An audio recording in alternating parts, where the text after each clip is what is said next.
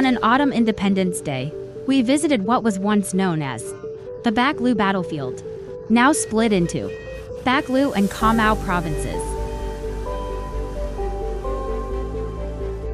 In the center of Bac Lieu City, there's a street named after Vo Van Kiet, honoring Prime Minister Vo Van Kiet, whom the locals affectionately called Uncle Sau Dan. During the resistance years, the Southwest Region battlefield was closely tied to Prime Minister Vo Van Kiet. Bac Lieu was also where he met and married his wife, Mrs. Tran Kim An.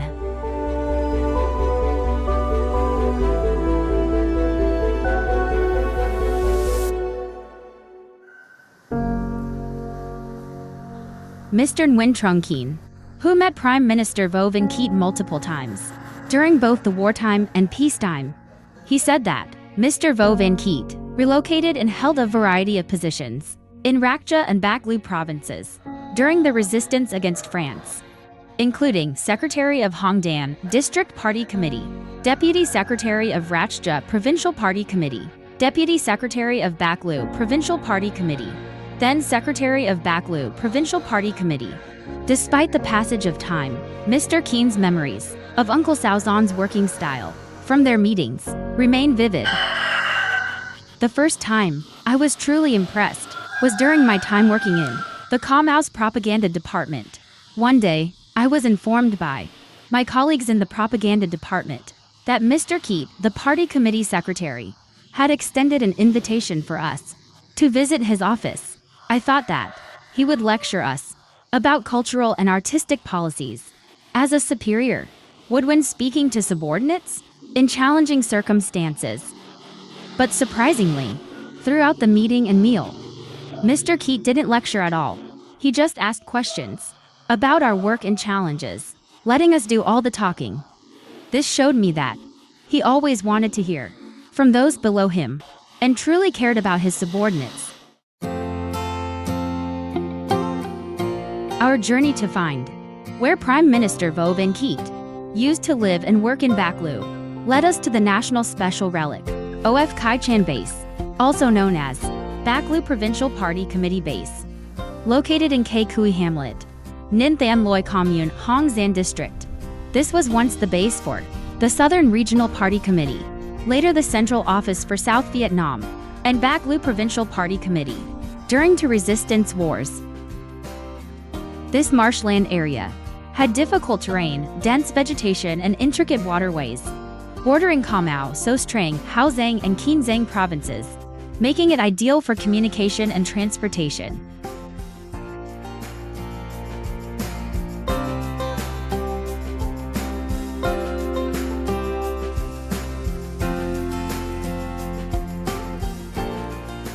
The simple house,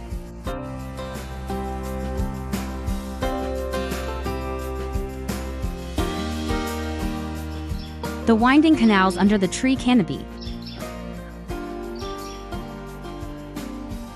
Though reconstructed, the scenery evokes memories of a heroic yet difficult resistance period.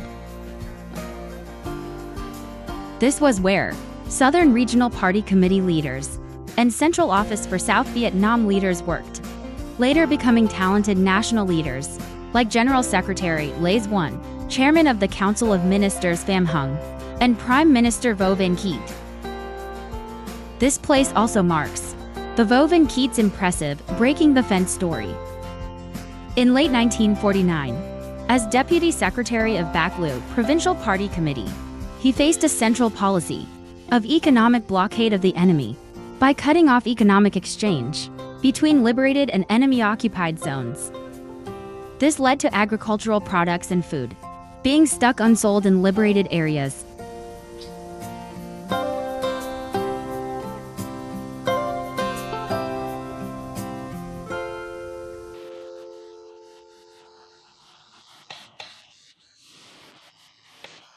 The Provincial Party Committee assigned Comrade Vo Van Kiet to conduct a situation survey. After surveying the situation with district and commune's comrades, everyone agreed the economic blockade was unsuitable and needed change. Comrade Vo Van Kiet proposed reconnecting trade between the rural and temporarily occupied areas. His proposal to the Standing Committee of the Provincial Party Committee was approved by both the Standing Committee and the Provincial Administrative Committee to use Jirai as a pilot directive site. Goods were allowed to be transported to the temporarily occupied zones, but had to be taxed. And similarly, goods moving from the temporarily occupied zones to the liberated areas were also taxed.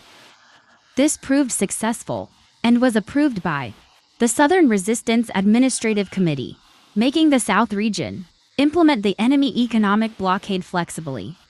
Breaking the fence wasn't done arbitrarily.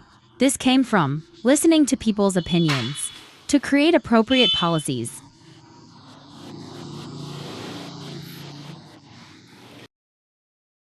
Today, the Kai Chen base has been restored on nearly 4 hectares, featuring the commemorative house, an historical monument plaque, exhibition house, displaying documents, artifacts, and images about the establishment process of the Southern Regional Party Committee base and Bac Lieu Provincial Party Committee base. From October 1949 to 1954, a number of leaders came here to lead activities and movements for the liberation of the South, such as Comrades Les One, Pham and Vo Van Kiet. Notably, this historical site preserves several photographs, artifacts, and memorabilia of Comrade Vo Van Kiet, particularly a boat. This boat was a gift from a family with revolutionary patriotic traditions to Comrade Vo Van Kiet. Because the transportation system was very difficult in those days, they gave him this boat so he could more easily travel through the canal system during resistance activities.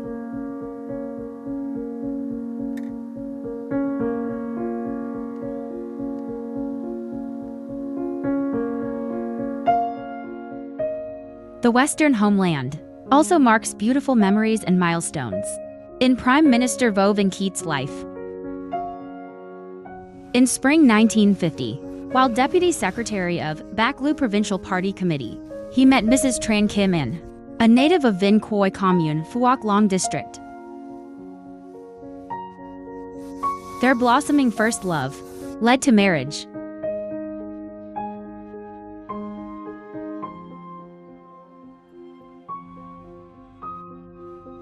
However, the war took away Prime Minister Vo Van Kiet's family happiness when his wife and 2 children, Pham An Hun 6 years old and Phan Chi Tam 4 months old, died in an enemy bombing raid on the Saigon River in 1966. This profound loss haunted him until his death.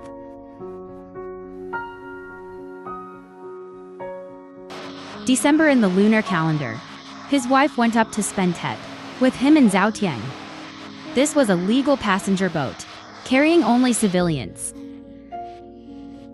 The enemy approached the boat and dropped bombs, killing everyone aboard, not a single survivor. Uncle Kiet's family, consisting of his wife and 2 children, was one of them. There were no bodies found, and they were all lost. He was very emotional. His wife's garment, which he used as a pillow to remember her, was a memento that he kept for a very long time.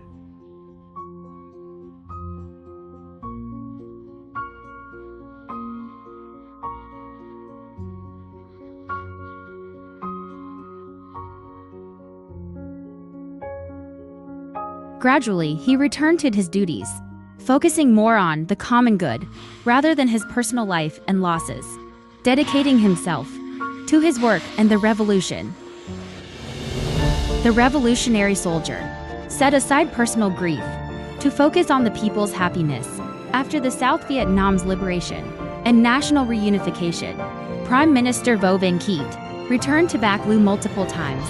Uncle Sau Dan's greatest concern for his second homeland was helping the local people escape poverty.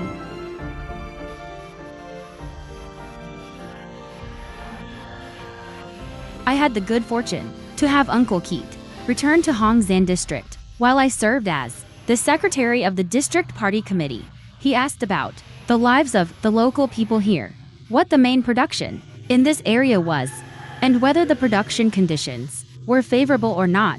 On behalf of the district party committee, I reported to him that Hong San was a monoculture of rice farming with acidic and saline soil.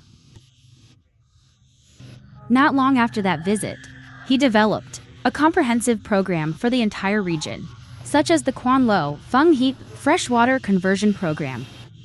Particularly in Hong San, all canals were dredged to remove salt and treat acid sulfate soil. The locals now farm rice and shrimp, either one rice crop and one shrimp crop, or 2 rice crops or 3 rice crops, depending on the region.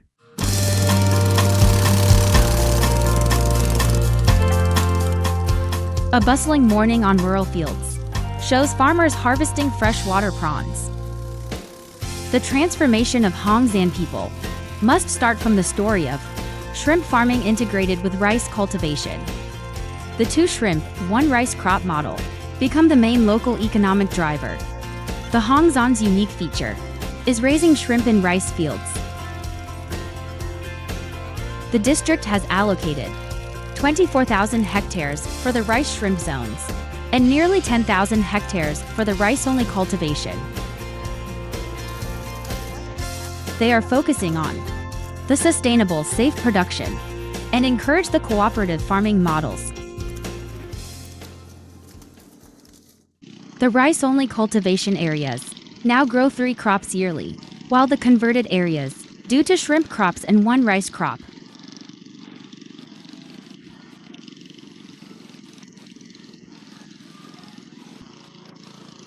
The local people's lives are relatively stable. In December of the lunar calendar, people begin releasing shrimp larvae, and this continues until the end of the 8th lunar month of the following year, then switch to rice when the heavy rains come. Currently, people here mainly practice extensive natural shrimp farming. Once the rice is harvested, the leftover rice stubble is fed to the shrimp as food. The rice-shrimp rotation helps break disease cycles in shrimp farming, making it more stable. The former resistance base is now a peaceful village with many prosperous residents. The advice of Prime Minister Vo Van Kiet, which the farmers of Bac Lieu still recall, was to save money, to construct solid dwellings that can weather winds and storms, and plant trees to create a cultural characteristic of rural villages.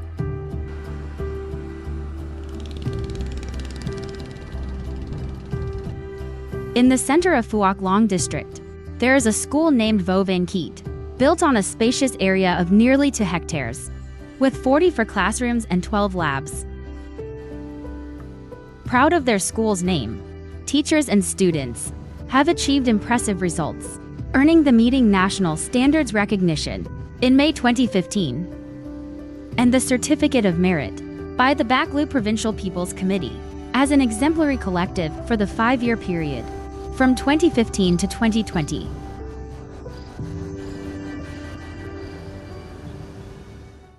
Vo Van Kiet High School was formerly known as Hong Dan District High School.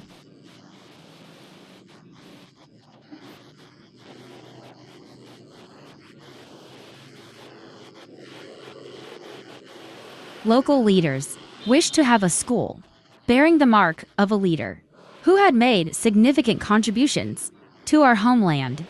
Besides the school bearing his name, a memorial house was also built to provide annual opportunities for educating younger generations about traditions. The memorial house for Prime Minister Vo Van Kiet stands in the schoolyard, featuring his biography, altar, and bust. On the occasion of his death or birth anniversary, the school organizes incense offering ceremonies to commemorate and express the deep gratitude of teachers and students towards Uncle Sau Dan.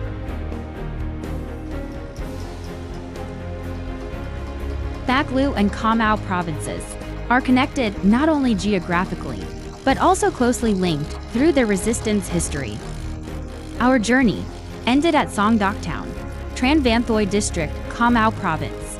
After the signing of the Geneva Accords in July 1954, there were 3 assembly points in South Vietnam, namely Ham Tan Zion Moc, Khao Lan Dong Thap Moi, and Ca Mau, for the purpose of transporting troops to the north. In Bac Lieu province, the central office directed the Provincial Party Committee and the Provincial Administrative Resistance Committee to develop a 200-day assembly point into an exemplary model of the new regime. Comrade Vo Van Kiet was appointed to succeed Comrade Ung Van Kiem as the secretary of Bac Lieu Provincial Party Committee, as the latter was reassigned by the Central Committee to a new position in the north.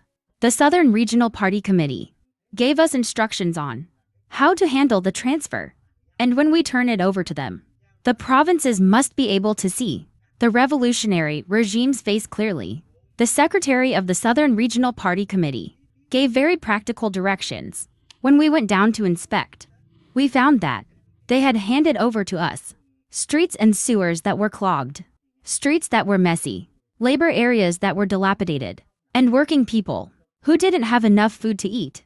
The secretary directed that hunger relief must be provided. The book, The Base of the Southern Regional Party Committee and the Central Office for South Vietnam in U Minh 1949 to 1955, recorded this event as follows. After taking over the assembly point, Bac Lieu province immediately allocated hundreds of thousands of Indochina banknotes and 10,000 tons of rice for relief. The army built hundreds of new houses for homeless families. The entire assembly point had 875 schools, including schools for Khmer children. Within 200 days, we opened many literacy classes for 75% of the illiterate population. We established 24 additional medical stations and maternity homes. The 200-day assembly point in Ca Mau, under the direction of the Southern Central Office, which was implemented under the Provincial Party Committee's guidance, brought material and spiritual benefits to the local people and enhanced the revolutionary government's prestige deeply among the people of the South. On February 8, 1955, during the last assembly ship at the Song Doc estuary, General Secretary Lê Duan boarded the ship to regroup to the north. That night, Comrade Vo Van Kiet personally went out to escort him back to the mainland to continue directing the Southern Revolution. Today, Song Doc is one of the bustling young coastal urban areas on the West Sea. Song Doc Town, together with Ca Mau City and Nam Can District, form the 3 dynamic urban centers, driving the economic development in Ca Mau province. The fishing industry provides 40% of Tran Van Thuy district's budget. The locality has nearly 1,400 offshore fishing vessels, with an average annual seafood catch of over 110,000 tons.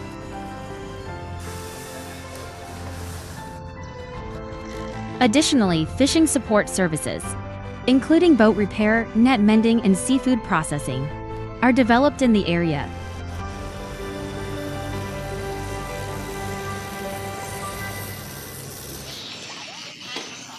The town is now a class 4 urban area, an island town, and the Ca Mau province's economic spearhead for fishing and fishing support services. Currently, the residents are very optimistic. Throughout his life serving the country, regardless of his position or location, Prime Minister Vo Van Kiet remained deeply committed to the people. The name Sau Dan reflects his profound gratitude and respect for the people and nation. In the Uncle Sau Dan's second homeland, the younger generations are now carrying forward the glorious revolutionary legacy, whereas working together to achieve the comprehensive socio-economic development in their homeland.